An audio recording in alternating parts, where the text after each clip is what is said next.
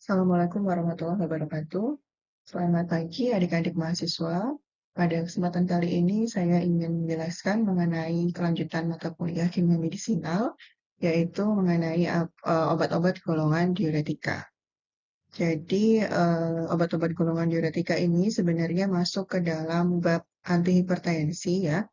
Namun karena di bab antihipertensi sendiri itu cukup banyak golongan obat yang berada di dalamnya, maka pada kesempatan kali ini saya hanya khusus membahas mengenai bab diuretika saja.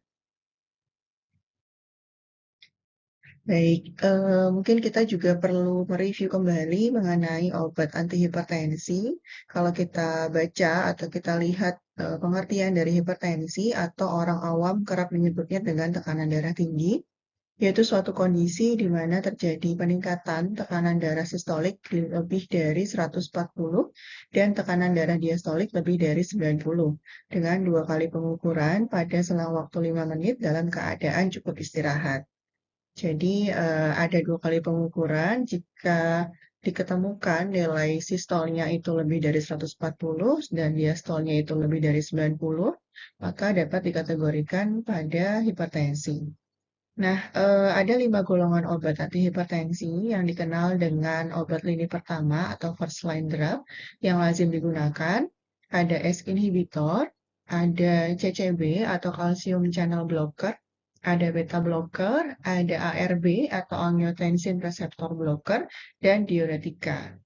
Dan diuretika ini bersama dengan ACE inhibitor termasuk ke dalam golongan obat antihipertensi yang paling sering digunakan dalam pengobatan hipertensi. Nah, pada kesempatan kali ini adalah cakupan materi yang akan kita bahas, dari mulai pengertian diuretik, mekanisme kerjanya, baik secara farmakologi maupun sampai tingkat molekuler, kemudian penggolongan obat-obat diuretik, dan hubungan antara struktur dengan aktivitas diuretik. Sementara untuk metode analisis ini sudah kita bahas kemarin ya untuk di mata kuliah analisis farmasi. Jadi kita akan fokus saja di 4 pembahasan, khususnya bagian hubungan kuantitatif antara struktur dengan aktivitas. Baik, kita masuk dulu ke dasar dari diuretik. Pengertiannya adalah senyawa yang dapat meningkatkan volume urin. Mekanisme kerjanya adalah dengan menaikkan ekskresi Na atau natrium dan menekan reabsorpsi atau penyerapan kembali sepanjang tubula pada sel nefron atau ginjal.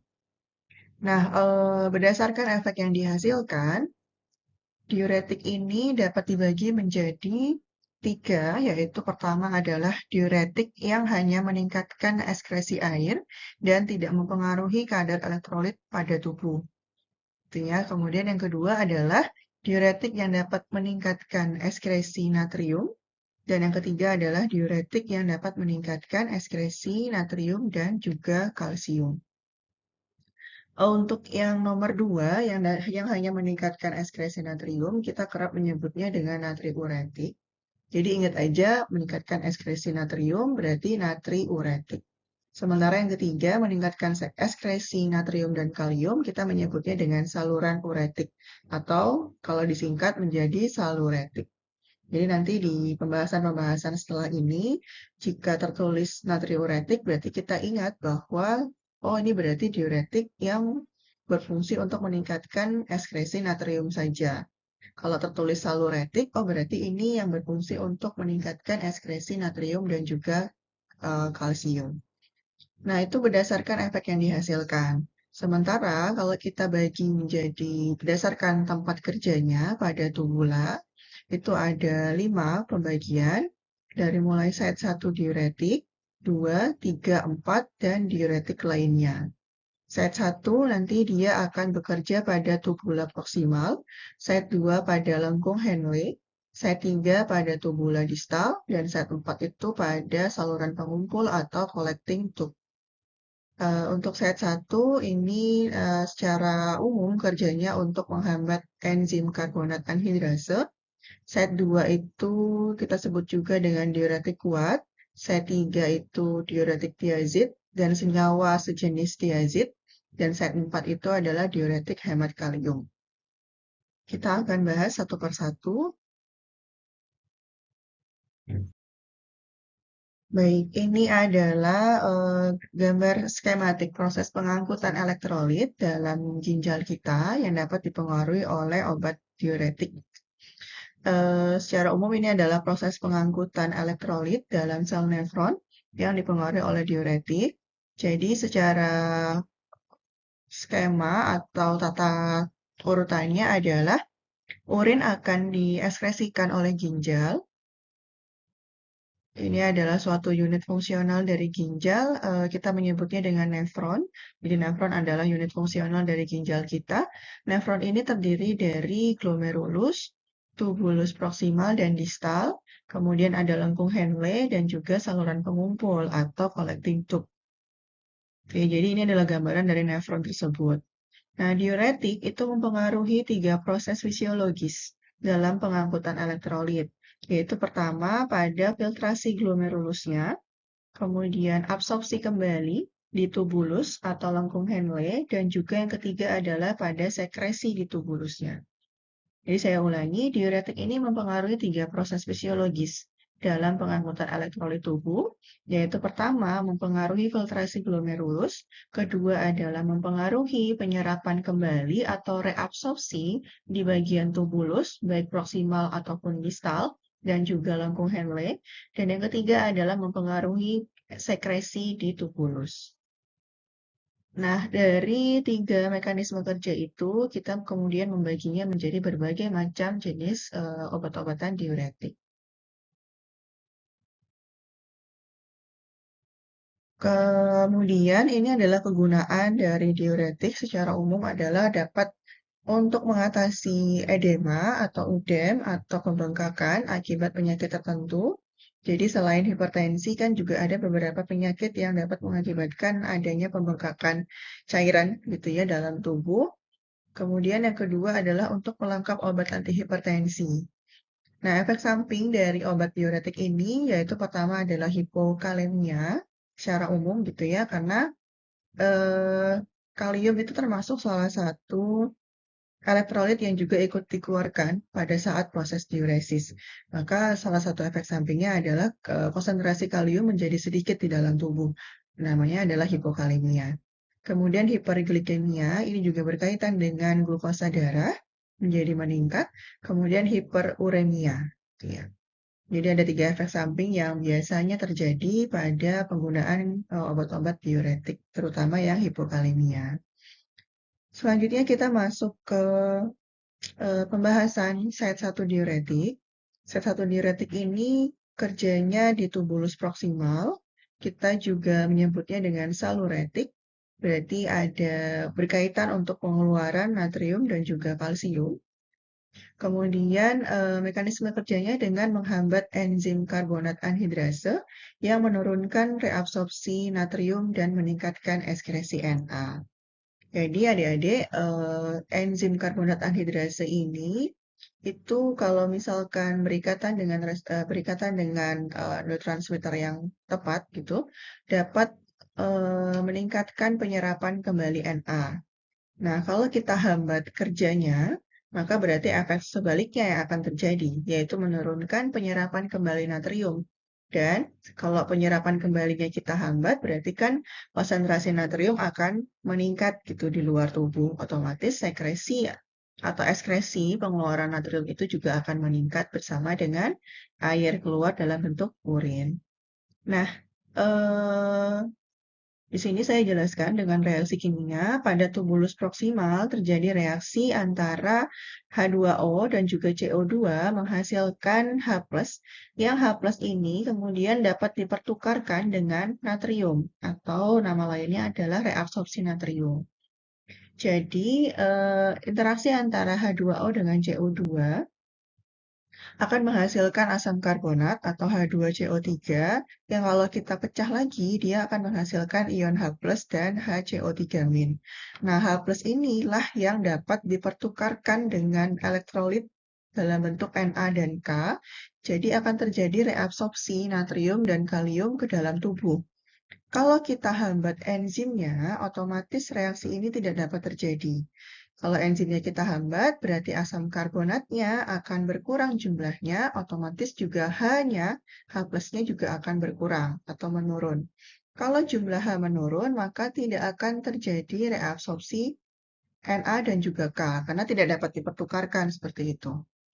Nah, jadi kalau enzimnya itu kita hambat, maka produksi H2CO3, produksi H akan menurun sehingga akan mencegah terjadinya reabsorpsi ion natrium dan juga kalium. Nah, oleh sebab itu, maka konsentrasinya di luar tubuh akan meningkat dan dia akan keluar bersama dengan air dalam bentuk urin. Terjadilah efek diuresis. Ini kurang lebih mekanisme kerja secara molekuler dari zat 1 diuretik. Kemudian kalau kita lihat dari strukturnya seperti itu, mekanisme tingkat molekul kita lihat dari interaksinya dengan enzim, terutama dari sisi struktur dari zat 1 diuretik. Pertama adalah adanya kompetisi gugus sulfanil bebas dengan asam karbonat. Jadi, jika kondisi normalnya itu asam karbonat dapat berikatan dengan enzim yang ada pada ginjal. Nah, karena adanya obat zat 1 diuretik kita, di mana di dalam zat 1 diuretik itu terdapat gugus sulfanil yang dalam kondisi bebas, maka gugus sulfanil ini dapat berikatan dengan enzim. Nah, gitu. Jadi ada kompetisi antara gugus sulfanil dengan asam karbonat. Ketika gugus sulfanil obat kita mampu berinteraksi dengan enzim, maka tadi efeknya seperti yang sebelumnya sudah dijelaskan akan menurunkan atau menonaktifkan kerja dari enzim karbonat anhidrasa tersebut. Kemudian mekanisme yang kedua adalah adanya atom nitrogen pada gugus sulfonamida itu sifatnya sangat nukleofil. Nah, atom N tadi itu dapat bereaksi juga dengan enzim untuk menghambat kerja dari enzim tersebut. Jadi secara kesimpulan kita dapat pahami bahwa ada dua hal yang dapat mengakibatkan interaksi dengan enzim karbonat anhidrasa untuk menghambat kerja enzim tersebut. Pertama adalah adanya gugus sulfanil bebas, dan yang kedua adalah adanya atom N pada gugus sulfonamida. Nah, struktur dari zat 1 diuretik ini bentuknya heterosiklis sulfonamid sederhana dan juga ada turunan metadisulfonoil benzen. Kalau kita bahas dari segi SAR-nya atau hubungan struktur aktivitasnya, tadi seperti yang di atas disebutkan ada yang berperan dalam interaksi dengan enzim itu adalah gugus sulfonil bebas. Memang harus bebas gitu kondisinya. Kalau misalkan gugus sulfonamid ini tersubstitusi dengan substituen, maka dia akan menghilangkan efek dari diuretik tersebut. Karena akan menurunkan ikatan antara obat diuretik kita dengan reseptor karbonat anhidrasa. Gitu. Jadi, saya ulangi sekali lagi, yang berperan dalam interaksi dengan enzim pertama adalah gugus sulfanil bebas. Jika gugus tersebut disubstitusi, baik dengan satu atau dua substituen, maka akan menghilangkan atau melemahkan efek diuresisnya. Karena akan melemahkan ikatan antara obat dengan reseptor. Nah, ada kekurangan dari zat 1 diuretik. Ternyata untuk penggunaan jangka panjang atau penggunaan lama, tubuh itu mudah beradaptasi. Jadi, penggunaan jangka panjang dapat menyebabkan adaptasi tubuh. Nah, tubuh ini akan otomatis menghasilkan H+ sendiri. Jadi kita ingat di sebelumnya, H+ itulah yang berperan untuk ditukarkan dengan elektrolit natrium dan juga kalium. Nah, kalau tubuh sudah beradaptasi untuk dapat menghasilkan H+ sendiri, maka otomatis si obat diuretik ini tidak dapat berfungsi kembali dengan optimal. Gitu ya. Jadi tubuh mudah beradaptasi terhadap penggunaan obat zat 1 diuretik. Biasanya kalau sudah dalam kondisi itu, obat zat 1 diuretik ini hanya dapat berfungsi sebagai anti glukoma saja. Jadi untuk diuresisnya itu tidak berfungsi seperti itu. Contoh senyawa pada zat 1 diuretik itu ada diklorfenamid, ada etoxazolamid juga. Baik, ini kurang lebih gambaran terjadinya mekanisme kerja sel molekuler antara obat diuretik dengan enzim karbonat anhidrasa. Jadi interaksinya itu adalah interaksi ikatan hidrogen ya dengan reseptor atau dengan enzim. Nah, karena struktur dari obat diuretik khususnya pada gugus sulfamil ini mirip dengan asam karbonat, jadi struktur dari si obat diuretik itu, terutama gugus sulfanil itu mirip sama si asam karbonat, maka diuretik yang mengandung gugus sulfamil itu dapat menghambat enzim karbonit anhidrase dan ini sifatnya antagonis. Jadi kalau asam karbonat itu dapat mengaktifasi enzimnya sehingga dapat mengakibatkan tadi ya terbentuknya H+, kemudian akan dapat mengakibatkan reabsorpsi Na meningkat. Nah, tapi karena sifatnya antagonis terhadap asam karbonat, maka efek tersebut dapat dihambat. Adanya atom N pada gugus sulfonamida, atom N ini yang bisa kalian lihat di slide, yang bersifat sangat nukleofil dapat bereaksi juga dengan enzim karbonit anhidrase dan menghambat kerja enzim tersebut. Jadi ada beberapa ikatan yang dapat terjadi. Pertama itu tadi dari gugus sulfonamidanya sendiri, kemudian dari adanya interaksi antara nitrogen tersebut terhadap enzim, yang dua-duanya itu dapat menghambat kerja enzim.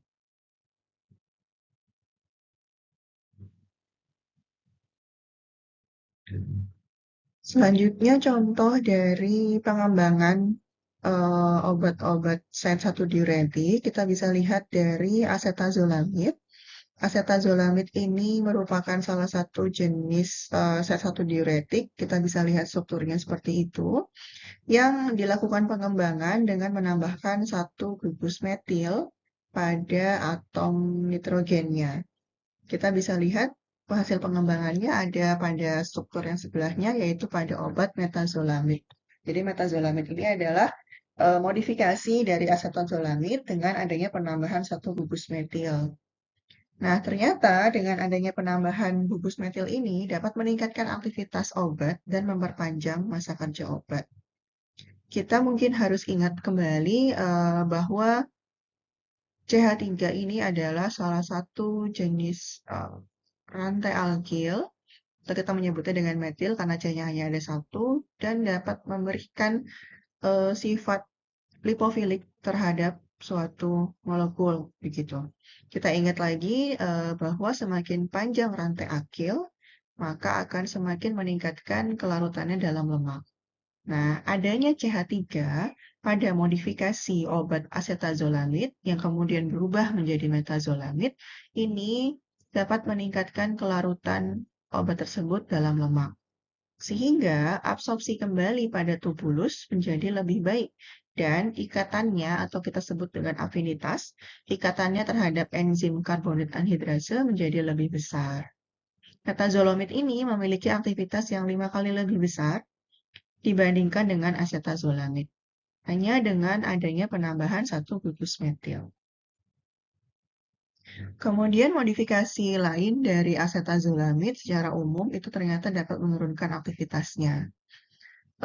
Pernah dilakukan deasetilasi pada asetazolamid ternyata dapat menurunkan aktivitas dan perpanjangan gugus alkil pada rantai asetil ternyata juga dapat meningkatkan toksisitas. Jadi tadi kalau ternyata C-nya itu kita tambah jadi lebih panjang begitu, ternyata efeknya toksisitasnya akan semakin meningkat. Jadi belum tentu ketika kita semakin tambahkan hidrokarbonnya. Kalau tadi kan pada metazolamid CH-nya hanya ada satu ya. Ternyata kalau kita tambahkan CH-nya mungkin menjadi etil, propil, butil gitu ya dan seterusnya, ternyata dapat meningkatkan toksisitas. Jadi cukup berhenti hanya pada penambahan gugus metil saja.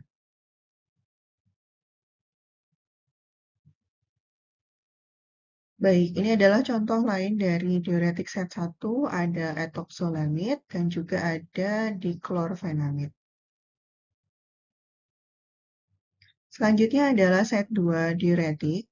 Set 2 diuretik ini kerjanya ada pada lengkung Henle. Sering disebut dengan diuretik kuat. Contohnya ada 3 kelompok golongan set 2 diuretik ya. dengan struktur yang berbeda tapi bekerja pada tempat yang sama, sama-sama pada lambung Henle. Pertama adalah diuretik merkuri, kedua adalah turunan asam sulfamoil aminobenzoat, dan yang ketiga adalah turunan asam fenoksiasetat. Jadi kita bahas satu persatu. Diuretik merkuri ini kita menyebutnya dengan saluretik. Berarti dia mempengaruhi ekskresi natrium dan juga kalsium. Diuretik merkuri adalah saluretik karena dapat menghambat absorpsi kembali ion-ion seperti Na, Cl, dan juga air.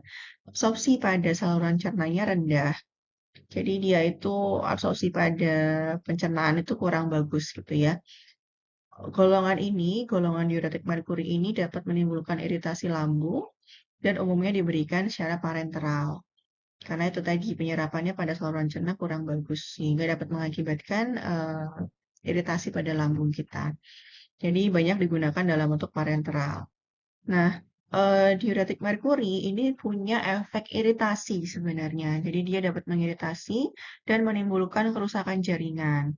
Karena diuretik merkuri ini menimbulkan reaksi sistemik yang cukup berat, sehingga karena efek toksiksitasnya itu lebih besar dibandingkan dengan keuntungannya, maka penggunaannya itu sekarang sudah sangat jarang atau mungkin sudah tidak lagi digunakan sebagai pengobatan diuretik.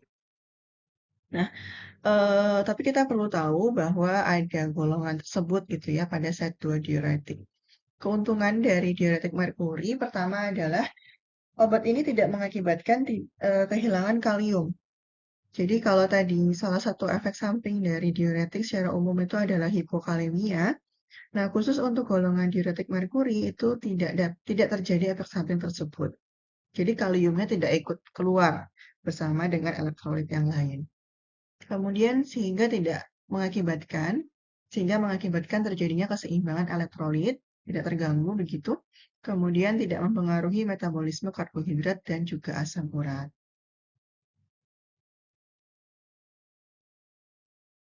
Oke, ini adalah mekanisme kerja dari golongan diuretik merkuri pada enzim. Kurang lebih reaksinya seperti ini. Diuretik merkuri ini seperti namanya ya, dia mengandung ion merkuri atau ion Hg. Nah, ion Hg ini dapat berinteraksi dengan gugus SH yang terdapat pada enzim di ginjal yang berperan pada produksi energi yang diperlukan untuk reabsorpsi elektrolit dalam membran tubulus. Sehingga kalau enzimnya kita duduki, ketika Hg itu berinteraksi dengan SH pada ginjal, maka enzimnya menjadi tidak aktif. Akibat dari hal tersebut, maka reabsorpsi dari ion-ion Na dan juga Cl di tubulus menjadi menurun kan? Menjadi menurun. Kemudian kalau reabsorpsinya kita hambat, otomatis konsentrasi ion tersebut di luar tubuh maka akan semakin besar sehingga akan memudahkan pengeluarannya bersama dengan air untuk terjadinya efek diuresis. Begitu. Jadi saya ulangi mekanisme kerjanya adalah adanya ion merkuri atau Hg pada golongan diuretik merkuri itu dapat berikatan dengan gugus SH pada enzim yang ada pada ginjal. Ikatan tersebut akan mengakibatkan enzim menjadi tidak bekerja atau mendeaktivasi kerja enzim. Akibatnya adalah reabsorpsi ion natrium dan juga Cl akan terhambat. Ketika reabsorpsinya akan terhambat, maka ion tersebut akan semakin banyak berada di luar jaringan dan akan mudah untuk dieskresi bersama dengan air dalam bentuk urin. Nah, itulah yang disebut dengan efek diuresis. Oke, selanjutnya ini adalah struktur dasar dari diuretik merkuri dan ini juga beberapa tambahan mengenai hubungan antara struktur dengan aktivitas. Jadi diuretik merkuri ini dia punya rantai yang terdiri dari 3 atom C dan 1 atom Hg pada salah satu ujung rantai. Kita lihat di ujung kanan, itu kan jumlah C-nya ada 3, yang terikat pada satu atom Hg atau merkuri, yang juga mengikat gugus hidrofil yang dilambangkan dengan X.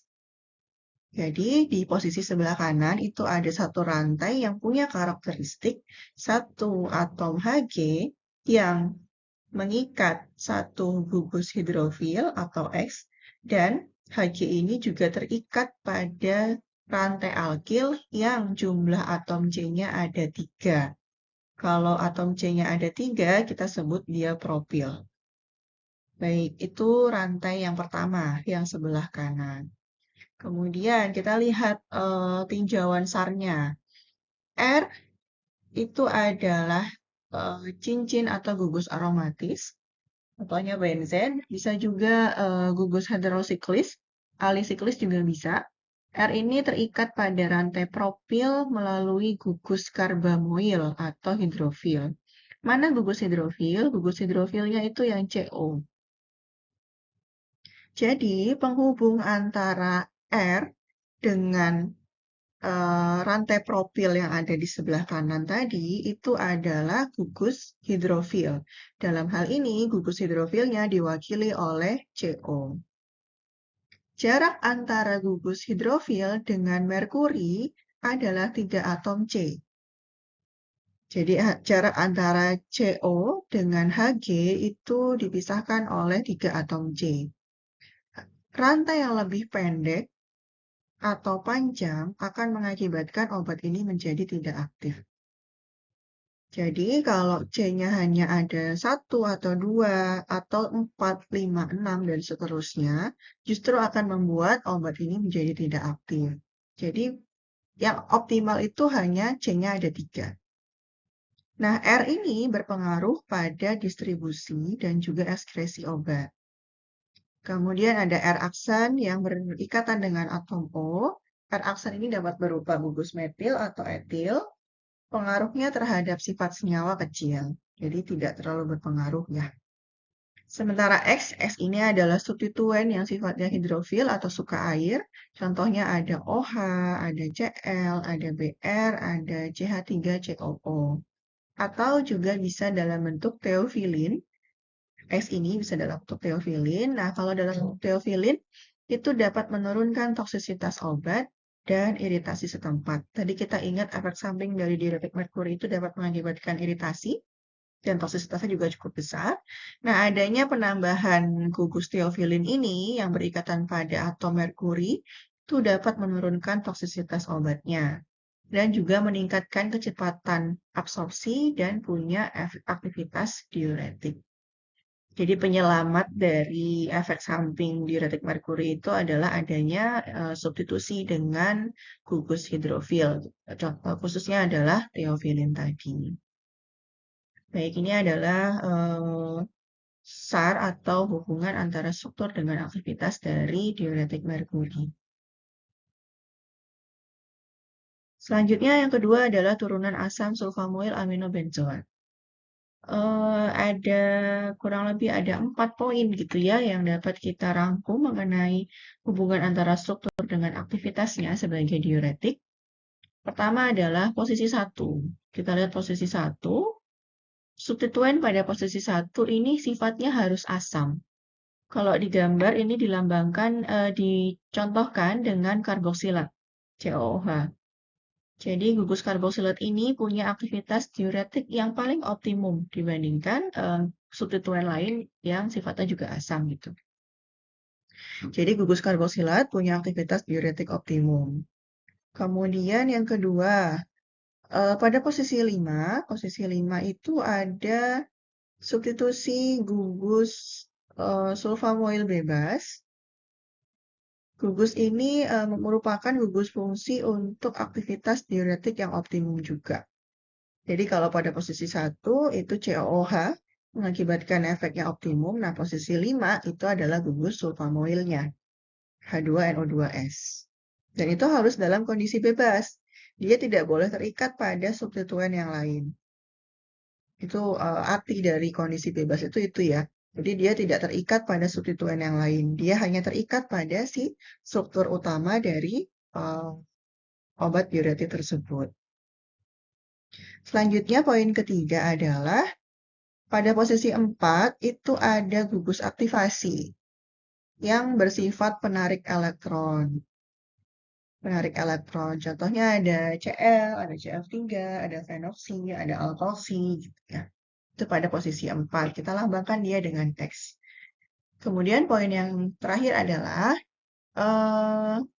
ada substituen gugus amin, NH, pada posisi 2, atau juga bisa 3.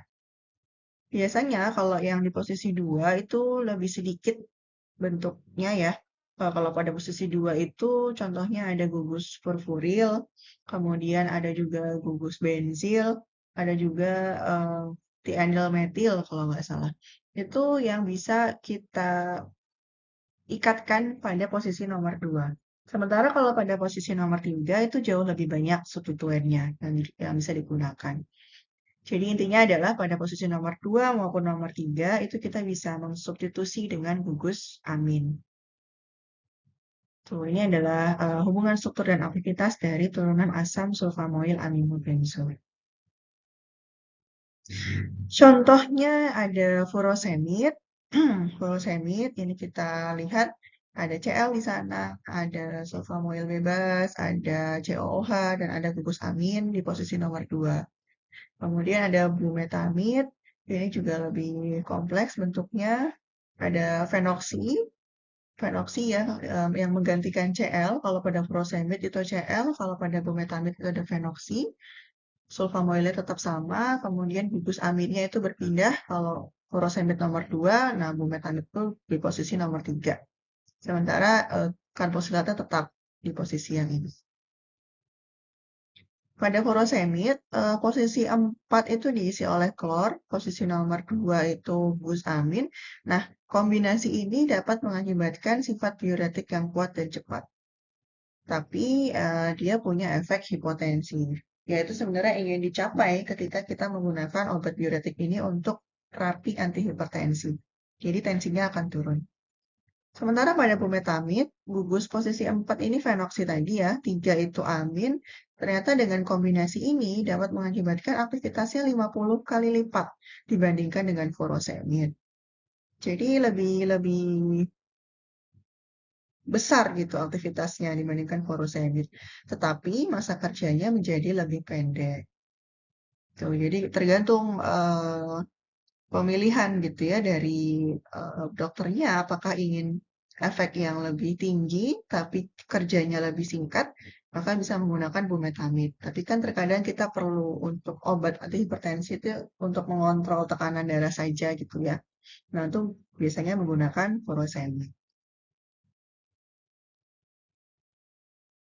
Nah, selanjutnya adalah turunan asam fenoksiasetat.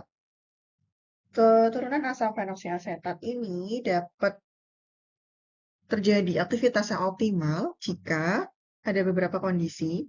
Pertama adalah gugus asam oksiasetatnya pada posisi 1 cincin benzen.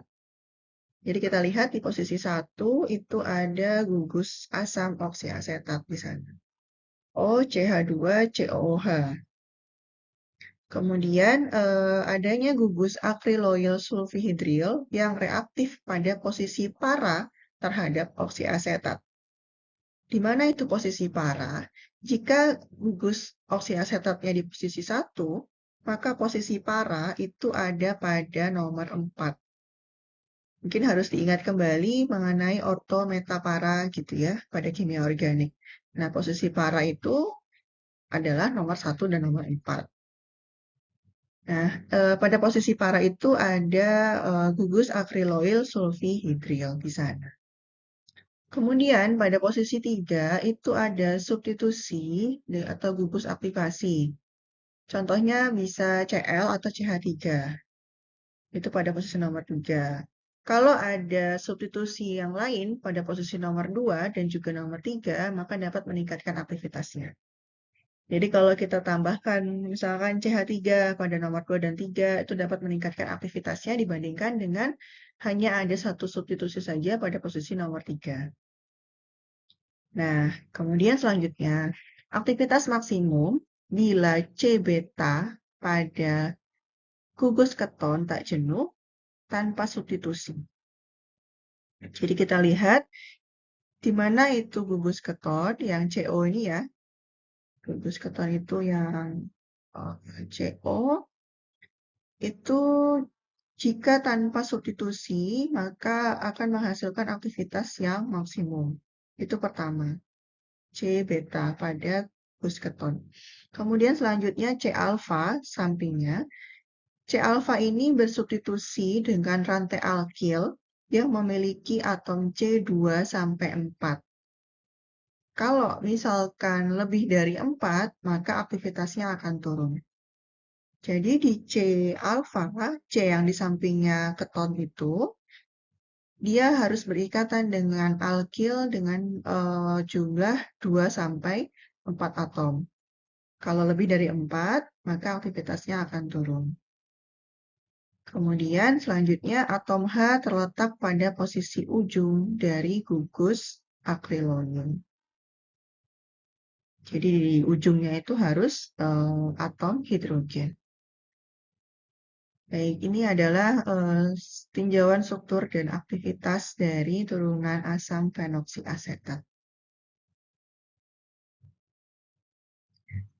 Contoh turunannya, ini ada obat asam etakrinat ya. Asam etakrinat ini dapat menimbulkan aktivitas diuretik karena dapat berinteraksi dengan gugus sulfihidril pada enzim. Gugus sulfihidril itu dilambangkan dengan SH. Jadi obat asam etakrinat dapat berinteraksi dengan SH yang ada pada enzim yang bertanggung jawab pada proses penyerapan kembali natrium di tubulus ginjal.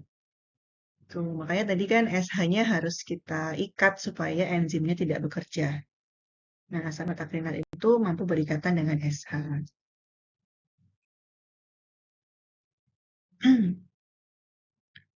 Selanjutnya C3 diuretik.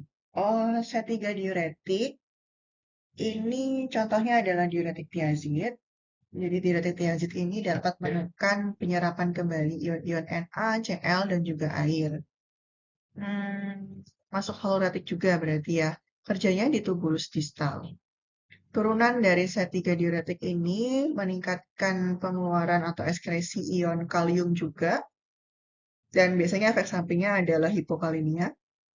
Dia selain ion kalium juga meningkatkan ekskresi ion magnesium dan juga HCO3 dan menurunkan ekskresi dari asam urat. Diuretik tiazid mengandung gugus sulfanil sehingga dapat menghambat enzim karbonit anhidrase. Ini pengembangan dari C3 diuretik, khususnya diuretik tiazid. Ini dari set 1 diuretik, contohnya obat kloraminofenamid yang direaksikan dengan zat asilasi yang sifatnya asam. Dia akan mengalami siklisasi, kemudian terbentuk suatu cincin yang namanya benzotiadiazin. Nah, karena adanya cincin ini, maka disebut dengan diuretik tiazid. Jadi awal mulanya itu adalah dari pengembangan obat set 1 diuretik. Nah, jika zat asilasinya diganti dengan aldehid atau keton, jadi zat yang asam ini diganti dengan aldehid atau keton, maka terbentuk senyawa dihidro. Dihidro nanti akan menjadi hidrotiazid. Tiazid dan hidrotiazid merupakan struktur dasar diuretik peroral yang pertama kali ditemukan. Ini struktur dasarnya. Dan R1, R2, R3, ada juga nitrogen di sana, ada gugus SO2 nanti yang sangat berperan pada efek diuretik. Dan ada juga gugus sulfamil yang nanti akan berikatan juga dengan enzim yang ada pada ginjal. Ini pengembangan atau sintesis yang telah dilakukan untuk menghasilkan senyawa tiazid. Tadi ya menghasilkan senyawa hidrotiazid. Ada juga yang menghasilkan senyawa tiazid dengan 3 substituen. Ada juga yang dengan 2 substituen. Sekarang kita fokus ke sini, hubungan antara struktur dan aktivitas. Ada 7 poin paling tidak terkait dengan struktur dan aktivitas dari diuretik tiazid ini. Pertama adalah posisi 1 itu berupa gugus sulfanil atau SO2. Kemudian bila posisi 2 ada substitusi alkil rendah. Alkil rendah itu berarti alkil yang atom C-nya itu sedikit. Contohnya saja metil. Kalau pada posisi 2 itu ada substitusi dengan gugus metil, maka akan menaikkan aktivitasnya. Selanjutnya, bila posisi 3 ada substitusi dengan gugus yang sifatnya lipofil atau suka lemak, seperti contohnya alkil yang terhalogen atau alkil yang terikat pada halogen, atau juga contohnya pada benzil, maka akan menaikkan potensi dari obat tersebut dan memperpanjang masa kerja. Itu pada posisi 3. Selanjutnya, jika ikatan rangkap pada posisi 3 dan 4 menjadi jenuh, jenuh berarti ikatan rangkapnya putus ya, atau tereduksi, maka dapat menaikkan aktivitasnya menjadi 10 kali lipat. Jadi kita lihat di struktur, itu antara nomor 3 dan 4 itu kan ada ikatan jenuh, ada ikatan tak jenuh, ikatan rangkap. Kalau dia putus menjadi ikatan jenuh, otomatis kalau dia putus kan berarti ada penambahan substituen lain ya. Nah, kalau menjadi jenuh, maka akan meningkatkan aktivitasnya menjadi 10 kali lipat. Nomor 5. Pada posisi 6, itu harus ada substitusi dengan gugus penarik elektron. Biasanya itu Cl. Bisa Cl, bisa CF3, bisa NO2 yang disebut dengan gugus aktivasi. Kalau substitusi ini hilang, maka aktivitasnya juga akan hilang. Nah, penggantian Cl dengan CF3 itu dapat menaikkan sifat lipofiliknya sehingga masa kerjanya akan lebih panjang. Tuh, jadi karena F itu CF3 itu terutama F ya, itu punya sifat lipofilik yang lebih tinggi dibandingkan hanya satu atom Cl.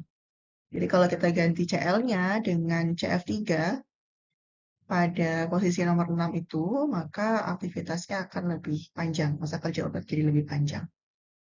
Kemudian pada posisi nomor 7, itu ada cincin aromat, posisi nomor 7 pada cincin aromatik, itu harus ada gugus sulfanil bebas. Kalau sulfanilnya tidak bebas, berarti sulfanilnya terikat satu atau dua dengan substituen lain, maka menjadi tidak aktif. Jadi harus ada gugus sulfanil bebas di sana. Gugus inilah yang menentukan efek dari diuretik kita. Terakhir, gugus sulfanil pada posisi 1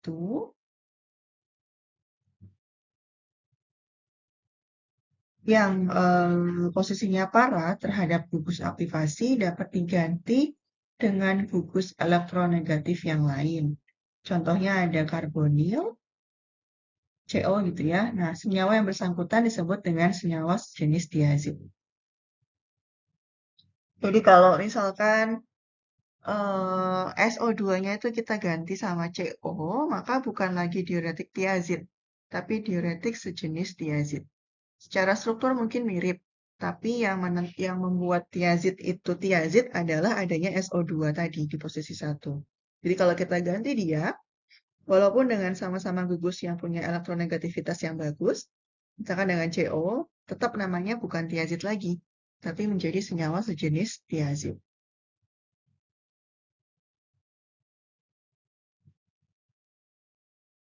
Ini adalah contoh dari obat-obat C3 diuretik. Terakhir adalah set 4. Set 4 diuretik ini kita sering sebut dengan diuretik hemat kalium.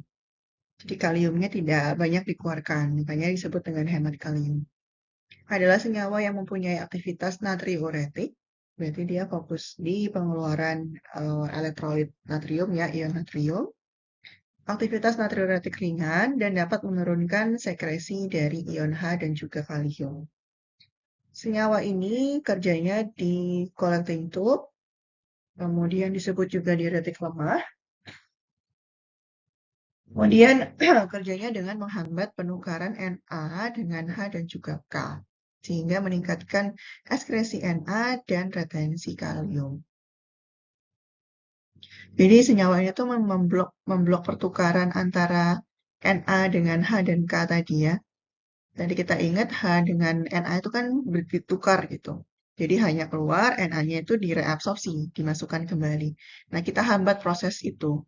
Jadi hanya tetap di dalam, sementara Na itu tidak dapat masuk ke dalam tubuh. Maka dapat terjadi peningkatan ekskresi Na. Nah, zat 4 diuretik itu dibagi berdasarkan sifat kerjanya. Ada diuretik dengan efek langsung, contohnya ada amilorid, ada juga triamteren, dan antagonis aldosteron. Antagonis berarti lawannya dari aldosteron. Contohnya adalah spironolakton, kemudian kerjanya dengan menghambat kerja aldosteron.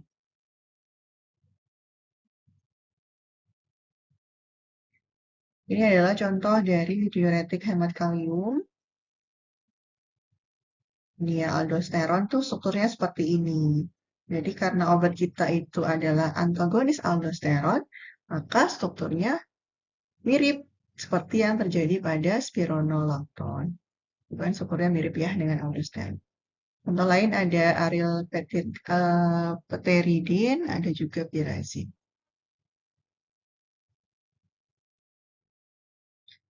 Nah, golongan diuretik lain selain set 1, 2, 3, 4 diuretik itu adalah diuretik lainnya. Diuretik lainnya ini secara tempat kerja masih bekerja pada sel nefron pada ginjal. Hanya saja mungkin secara struktur itu tidak dapat dimasukkan ke 4 set diuretik yang lain. Nah, diuretik lain ini kita bagi jadi dua macam, ada dua macam. Pertama adalah diuretik osmotik. Diuretik osmotik ini adalah senyawa yang dapat meningkatkan ekskresi urin dengan mekanisme kerja berdasarkan perbedaan tekanan osmosis. Diuretik ini memiliki biasanya bobot molekul yang lebih rendah dan dalam tubuh tidak mengalami metabolisme. Diuretik osmotik ini masuk ke dalam diuretik natriuretik. Jadi fokusnya adalah untuk elektrolit ion natrium saja dan juga dapat meningkatkan ekskresi natrium dan air dalam bentuk urin. Jadi dasar kerjanya adalah hukum osmosis. Osmosis dapat memekatkan cairan dalam tubulus hingga reabsorpsi air menjadi dihambat, sehingga ekskresinya meningkat. Syaratnya dapat difiltrasi bebas pada glomerulus ginjal, sedikit direabsorpsi dalam tubulus, dan sifatnya inert atau tidak dapat dimetabolisme tadi. Contohnya ada glukosa, sukrosa, manitol, dan urea. Digunakan secara parenteral. Sering ya kita lihat infus itu isinya glukosa, sukrosa. Itu ada efek diuresis di sana. Kemudian yang kedua turunan santin. Ini yang mungkin lebih familiar untuk kita sehari-hari gitu temui. Contohnya ada kafein, teobromin, teofilin. Dan yang memiliki efek farmakologi lain, contohnya untuk relaksasi otot bronkial pada paru, tapi ini tidak digunakan sebagai diuretik tunggal, biasanya dikombinasi.